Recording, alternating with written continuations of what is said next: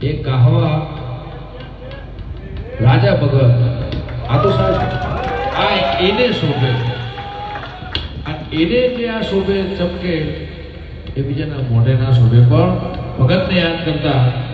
બાપા અચરના કારણે આવી નહીં શકે પણ એ લાલ ધોળી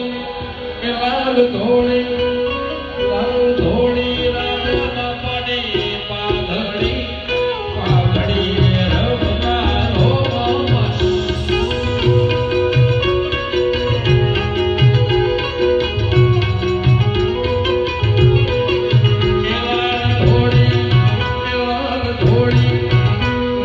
થોડી